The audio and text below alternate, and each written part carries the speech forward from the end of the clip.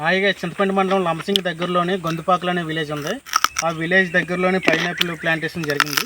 చూసారు కదా, కొండ మొత్తం ఈ చుట్టుపక్కల ఎంత ఏరియా ఉందో మొత్తం పైనాపిలే. పైనాపిల్కి ఏంటంటే కొంచెం నీడ కావాలి, నీడ ఉంటేనే దాని చెట్ల కిందనే వేస్తూ ఉంటారు మొక్కలు. కూలింగ్ ఉన్న ఏరియాలోనే పైనాపిల్ బాగా పండుద్ది. మనకి లోకల్లో వస్తుంది కానీ ఇంత బాగా రాదు. ఇది వచ్చేసరికి సింహాచలం వెరైటీ అంటారు, దేశీ వెరైటీ. చూడండి, సింహాచలం వెరైటీ అంటారు, లోకల్ వెరైటీ దేశీ. ఇవి వచ్చేసరికి ప్యూర్ ఆర్గానిక్వే. చూసారు కదా, చెట్ల నుంచి వచ్చిన ఆకులు ఇవి.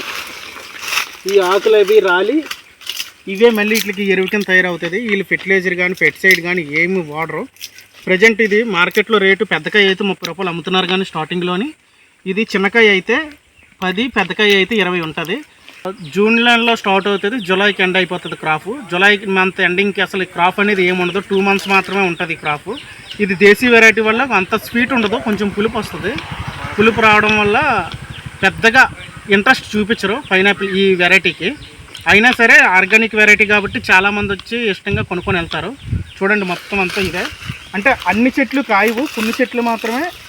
అంటే ఒక 100 చెట్లు ఉంటే ఒక 40-50 చెట్లకు మాత్రమే ఉన్నట్టున్నాయి.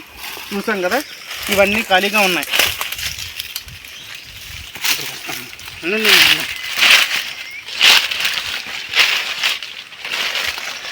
ఒకసారి ఒక చెట్టుకి ఒక కాయ మాత్రమే వస్తుంది.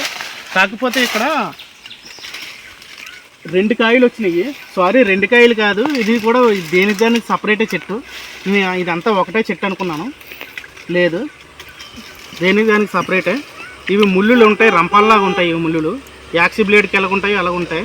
అందుకని చెప్పి ఈ తోటలోని పాములు అవి ఎక్కువ తిరుగుతూ ఉంటాయి.